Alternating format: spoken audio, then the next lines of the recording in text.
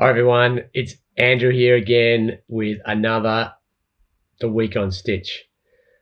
I know what you're thinking. You're thinking, Andrew looks a bit different this week. There's something just a little bit strange. I can't put my finger on it. No, wait, what is it? That's right, he's wearing an eye patch. Oh my lord, I'm amazed you noticed. It's not really that obvious, is it? It looks like fancy dress, but if you've been watching me for the last couple of weeks, you'd know actually I've been having a really hard time with my eye. And I went to see the doctor today to have it drained again. So I'm not going to subject you to that. I hope next week you won't have to see any mention of my eye, anything like that. But it's been just crazy. Anyway, don't ask. What it means is I get to look like a pirate for a few days, and that's pretty cool, isn't it? Aren't pirates cool? Let's get on with it because I've got a few things to talk about this week. It's been a really big week. I don't know what's happening. These weeks are just crazy. They're getting so busy. So it's pretty exhausting. One of the things that happened this week, 5 a.m. get up in the morning for our UK get together. That's always fun. Not. But it's always fun, actually. It is always fun. I get a great kick out of our Quick Stitch events. If you haven't been to a Quick Stitch event, I did one for the US today. I did one for the US this week. By the way, I'm recording this late on a Friday. It's been a long week, and I'm gibbering. Been up for a long time. So if I start to ramble, just remember I can only see out of one eye. Who knows what I'm going to say? It was a pretty great week, though. We had some fantastic events. If you haven't been to a Quick Stitch, it's a event where you get to jump into a meeting with a lot of people. And these Zoom calls are pretty crazy with a lot of people, but we break up into small groups and you get to chat. And I'm always amazed at what happens. There's always something afterwards. I get some messages about these new connections that got made. These people started planning something. Who would have thought? I really never thought they would take off and be so powerful. The only problem is I can only run so many. I'm doing one in a couple of weeks. Actually, let's take a look at this.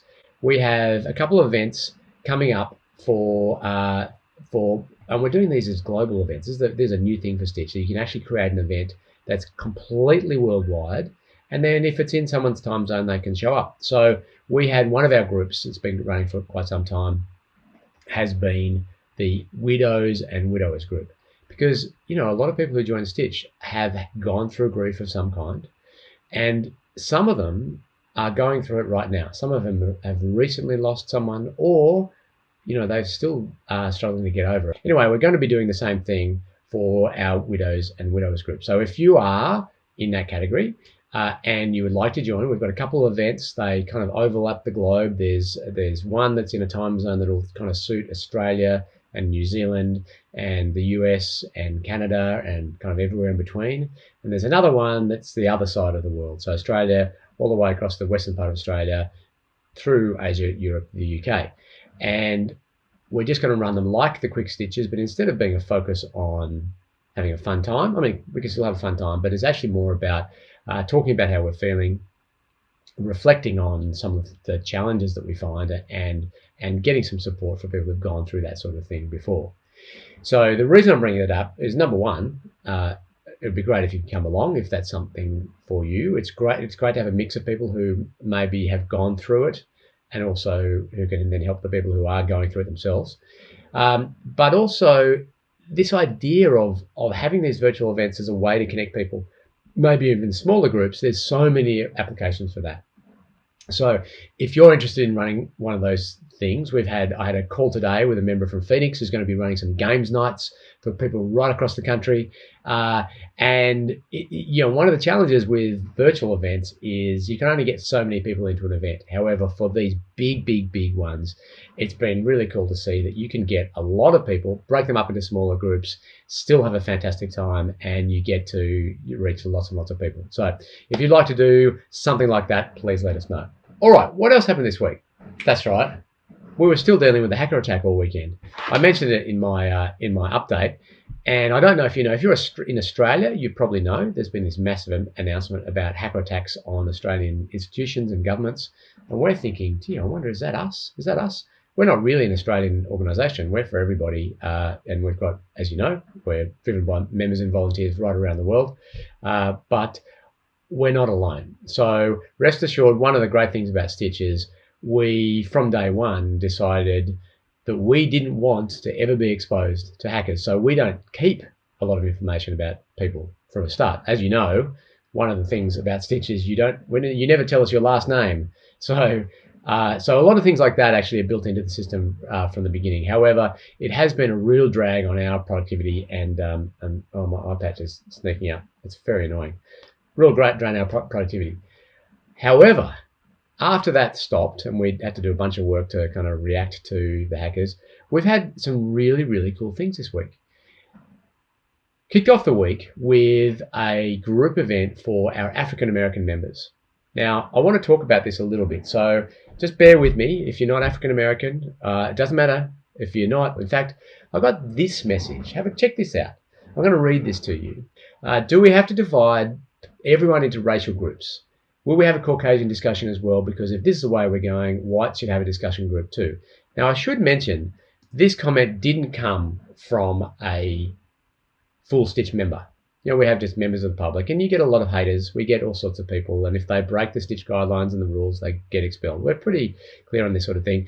This is the sort of thing that's actually not necessarily, it's generally an ill-informed comment. And I think the reason I wanted to bring it up is because some of you have probably seen I'm posting an event next couple of weeks for our Latino members to give me some input.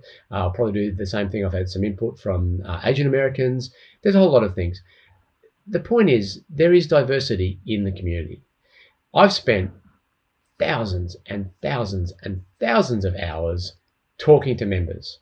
And guess what? Because we started in Australia, but we're all over the world, there is a bit of a bias towards the majority, but that happens in every community. In every community, there's a majority and there's minority. You might say, well, I really like, I don't know, late 19th century German philosophy. Well, you're probably in the minority in that case. But if you're joining Stitch, you actually want to know, you might want to know, is this a place for people like me? Am I going to meet people similar to me? That's just true. It's just true of all of us. We're all looking to connect with people who on a certain level. The reason I've been running these events is not to divide the community at all. In fact, if you've been a member of Stitch, if you are a full member of Stitch, you get it. You understand that Stitch is all about bringing people together. The thing is, if you are from a particular background where you might feel, oh, here goes the eye patch again. If you're from a particular background where you might think, well, maybe I'm not, do I fit here or do I not?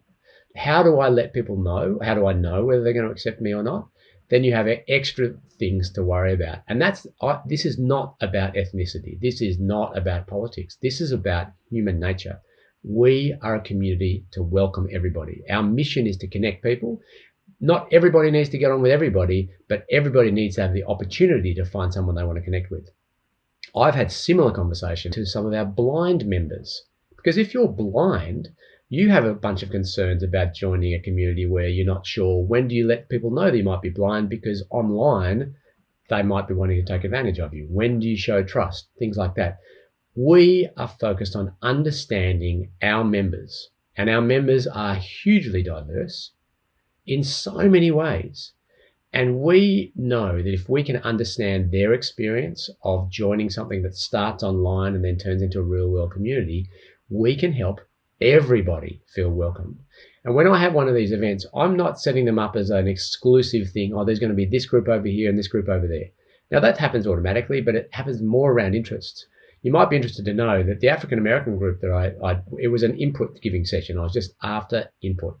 But I did ask everyone if we set up a group for African Americans who would join, and actually less than half, it was by far the minority said I'd join. Most people actually more interested in connecting with people around similar interests. It was about, in fact, there was one of our members was fantastic. She had all this amazing interest in Dutch history and German history. And she really wanted to focus on that kind of connection. The issue was, how do I make sure I feel welcome and supported? And I'm not going to be subject to abuse because unfortunately online and in the world, people get subjected to abuse for all sorts of rubbish. If you've been checking out the Stitch community guidelines, you know that none of that's allowed because we're here for everybody. And it just stands for a reason. if you've joined Stitch, at some point you've kind of lost something, and you should know that everybody needs a hand occasionally. That's what the community is all about. All right, I'm off my high horse. So hopefully that wasn't too boring. If you have feedback about your own experience, and again, it doesn't need to be ethnic background, it's just your own experience with Stitch that you found difficult, then you should give us your feedback too.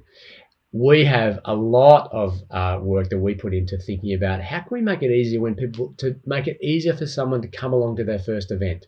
And this is true of everybody. There's this anxiety that you get about how do I come along to a first event. And guess what? One of the best ways to do that is to come along to one of these virtual get-togethers, because it really helps break the ice. And from there on in, you've got a bunch of people to welcome you into the community. So I'd say if you're on the fence, you're a little bit concerned about things, come along to a virtual event. Could be one of mine, could be one of our champions, could be just someone in the local area. And you'll find that everybody is very, very nice and welcoming. All right, let's go on to the next thing, shall we? What else happened this week? I know, one thing I'd love to share with you, something we did in the product itself. So I know you probably think I do no work whatsoever. But the lie, I work all around the clock, every day, on every weekend, every evening. I have no life, but my life is Stitch. But so does the product team. So our very, very dedicated software developers actually had to work all through the weekend last week because of the hacker attack. But not only that, they got out a bunch of new product features this week. So there are a couple that are behind the scenes that you probably won't know about too much, bug fixes and so on, but there are a couple of really important ones. Number one, if you are a member of any group, you don't need to be the organizer of a group to create an event for that group anymore. Let me show you how that works. So if you go to one of the groups you're a member of, so let's take a look. Here's a really interesting new group. It's Gentle Ballet. I don't even know how to pronounce that word. I am not a ballet person, I've got to say. I'm sorry, Cecilia. Cecilia is a teacher at the San Francisco Ballet in San Francisco. And she's spoken to me about setting up a group. She teaches older adults to do ballet. And she does this as a paid thing, but she's doing it because she's part of the community and she wants to actually connect people who are interested in it. And you can do it from your own home. I mean, how incredible is that?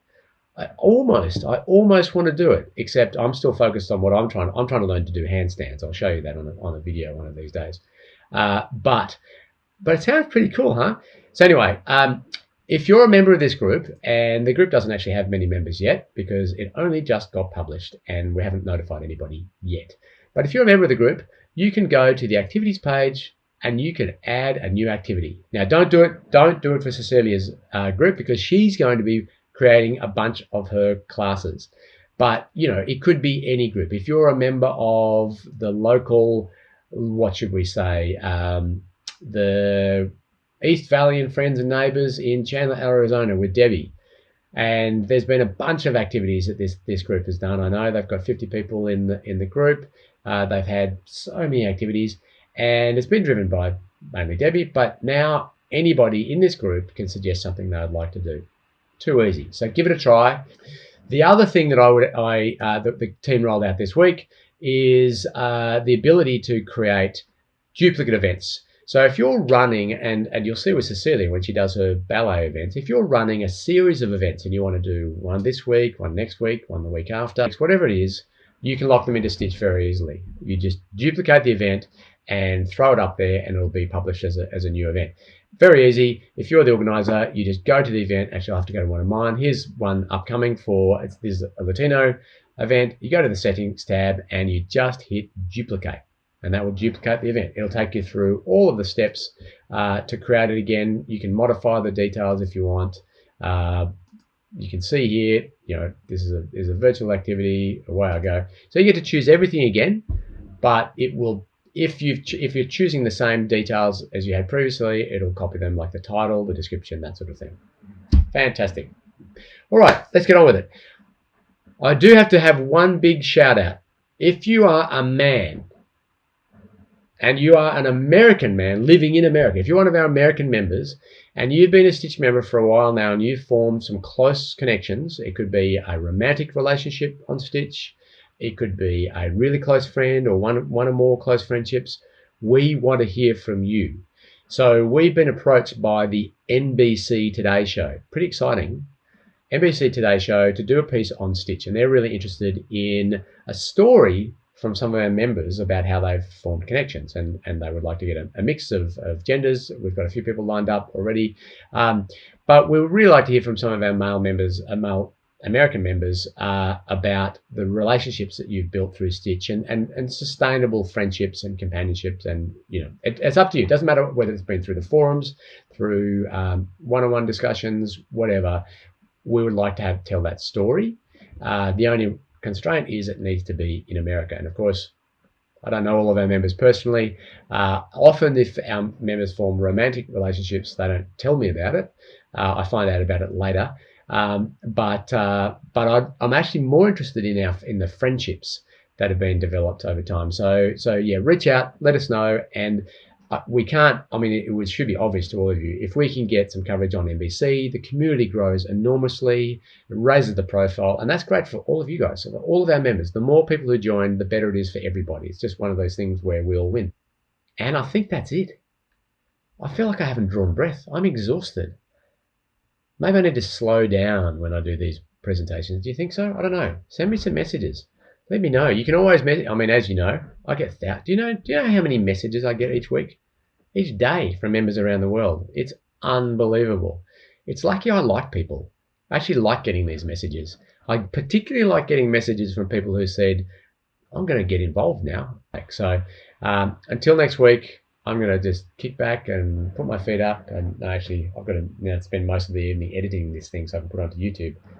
You don't want to know about that. Have a great weekend, and I'll see you next week.